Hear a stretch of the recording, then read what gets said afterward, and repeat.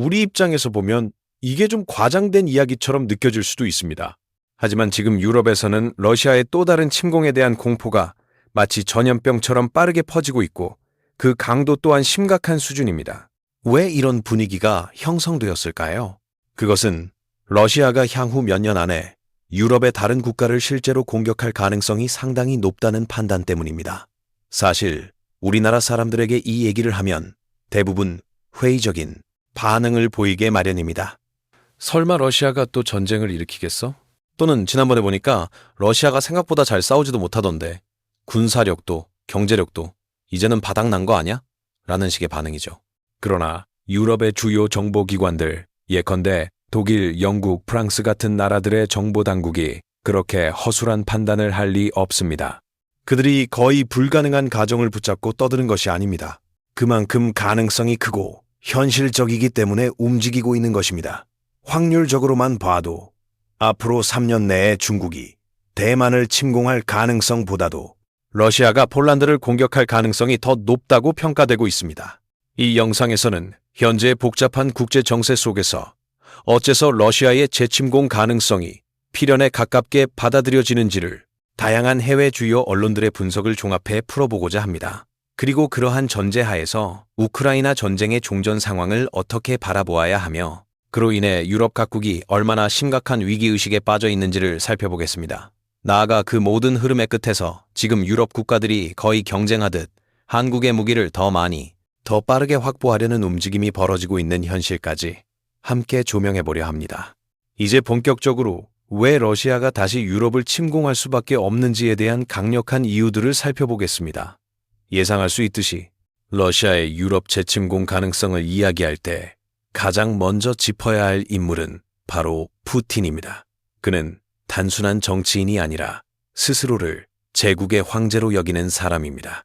실제로 그의 통치 기간을 살펴보면 대통령으로서 22년, 총리로서 실권을 쥐었던 4년까지 합쳐 무려 26년 동안 러시아의 최고 권력자로 군림해 왔습니다. 그리고 앞으로도 그의 권력을 위협할 인물은 사실상 존재하지 않습니다. 그야말로 스스로를 황제라고 믿어도 무방한 위치에 있는 것입니다.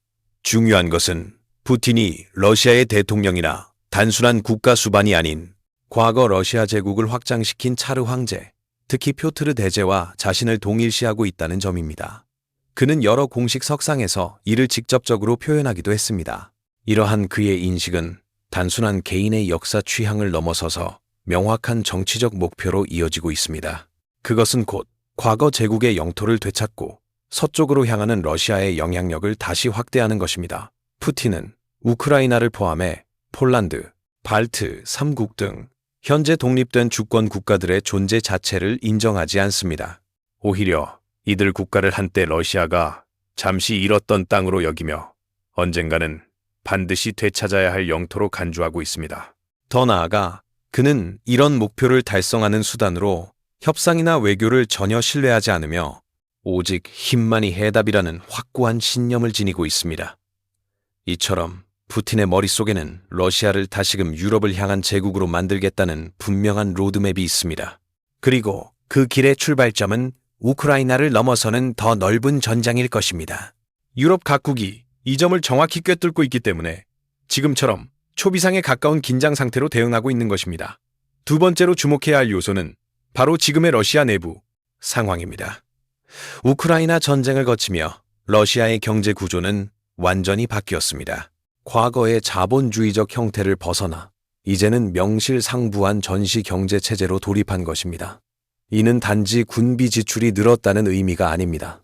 러시아는 현재 국가 예산의 무려 40%에 가까운 막대한 자금을 국방비로 집중 투입하고 있으며 국가의 모든 산업 구조가 군수 중심으로 재편되었습니다.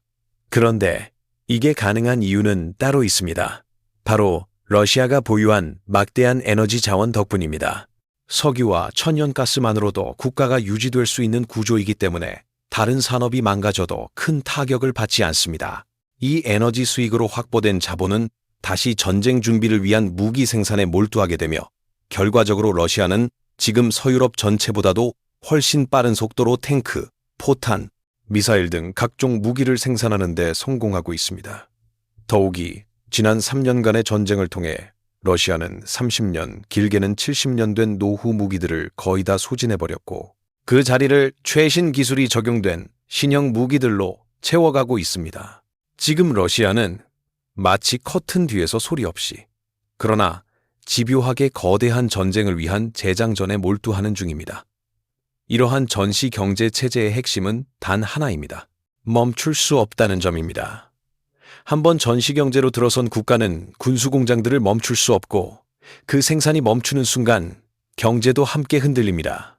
실업률은 치솟고 국민의 불만도 폭발하며 궁극적으로 지도자의 입지는 흔들리게 되죠. 푸틴 입장에서는 권력 유지를 위해서라도 전쟁이 계속되어야 하고 새로운 적이 필요합니다. 결과적으로 전시 경제 체제에 올인한 러시아는 더 이상 선택지가 없습니다. 이미 돌아갈 수 없는 강을 건넌 상태이며 이 거대한 전쟁 기계는 반드시 다음 목표를 찾아 움직이게 되어 있습니다. 바로 그 다음 목표가 유럽일 수밖에 없는 이유가 여기에 있습니다. 세 번째로 주목해야 할 이유는 바로 이번 우크라이나 전쟁이 러시아에 안겨준 결정적인 교훈입니다. 이 전쟁은 단지 러시아가 우크라이나를 침공한 사건으로만 끝나는 것이 아닙니다. 사실상 1949년 이후 처음으로 러시아와 나토가 간접적으로 충돌한 역사적인 순간이었습니다. 그동안 서로 칼을 칼집에 넣고 크기와 무게만 키워오던 양측이 마침내 러시아의 선제 칼날에 의해 진짜 검을 맞댄 순간이었죠. 하지만 결과는 어땠을까요? 러시아는 유럽의 단결과 대응력을 면밀히 시험해봤고 그 결과는 실망보다는 오히려 확신을 줬을 것입니다. 나토는 이름만 거창했지 실제로는 아무런 실질적인 행동을 하지 않았습니다. 32개국이 결속된 강력한 군사동맹이라지만 막상 우크라이나가 침공당하자 눈치만 보며 아무도 전면에 나서지 않았습니다. 결국 우크라이나는 유럽의 앞마당에서 고립된 채 무너지고 있었고 나토는 소극적인 무기 지원과 경제 제재에 그쳤을 뿐 실질적인 개입은 피했습니다. 미국 역시 다르지 않았습니다. 바이든 행정부는 겉으로는 강력한 지지를 표명했지만 실제 행동에서는 조심스러웠습니다.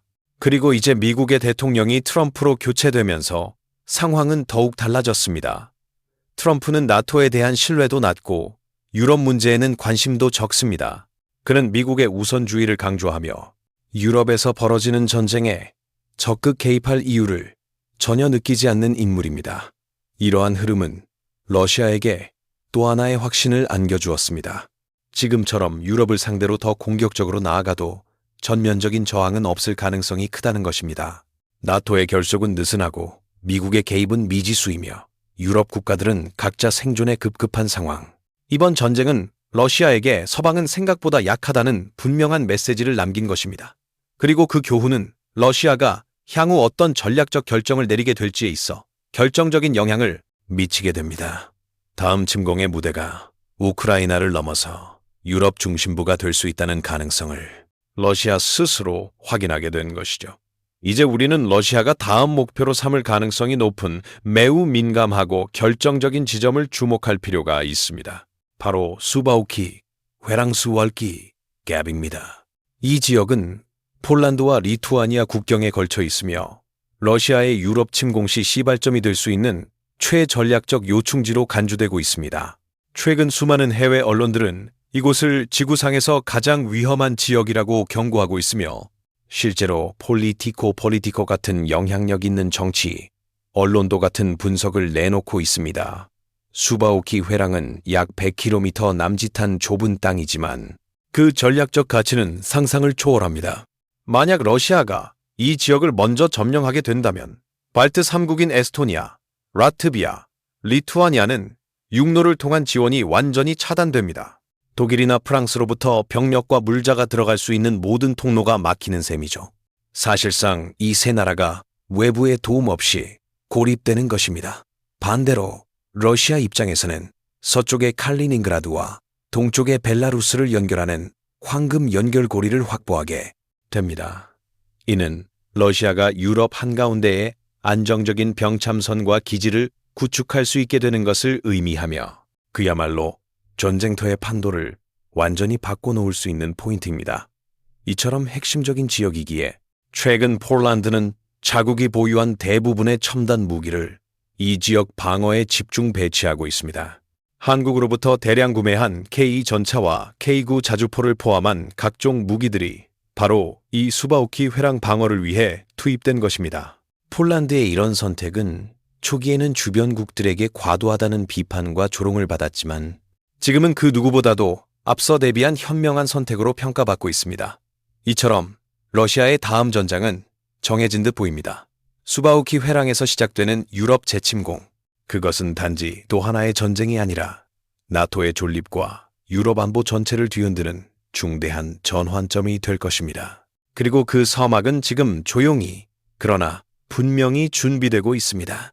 상황이 이쯤 되다 보니 유럽은 지금 거의 공황 상태에 가깝습니다. 폴란드가 그렇게 무리하면서까지 대규모로 한국 무기를 구매했던 이유가 이제는 너무도 명확하게 이해가 됩니다. 과거엔 폴란드가 K 전차와 K9 자주포를 1000 단위로 계약했을 때 주변 국가들은 지나치다며 비웃거나 과잉 반응이라고 조롱했지만 이제는 그 시선이 완전히 바뀌었습니다. 우크라이나 전쟁을 통해 유럽은 냉정한 현실을 깨달았습니다. 미국의 우선은 언제든 사라질 수 있고 나토의 결속력도 예상보다 훨씬 약하다는 사실. 내 나라가 침공당하더라도 다른 나라는 소극적으로만 반응할 수 있다는 깊은 불안감이 유럽 전역을 휘감고 있는 것입니다. 그래서 지금 유럽 각국은 재무장 논의에 본격적으로 돌입했고 국방비를 전례 없이 끌어올리고 있습니다. 예전에는 GDP의 1~2% 수준이던 국방 예산이 이제는 3~4%로 폴란드는 4.7%를 넘어 조만간 7%까지 목표로 설정했습니다. 하지만 문제는 돈이 아니라 속도입니다. 돈을 아무리 쏟아부어도 유럽이 러시아처럼 전시경제 체제로 돌입하지 않는 이상 무기 생산 속도는 턱없이 느릴 수밖에 없습니다. 유럽은 30년 전 냉전이 끝난 후 평화 배당금을 누려온 지역입니다. 전쟁 위험이 줄었다는 판단 아래 대부분의 국방 투자를 줄이고 그 자금을 복지나 산업에 쏟아부으며 여유롭게 살아온 것이죠.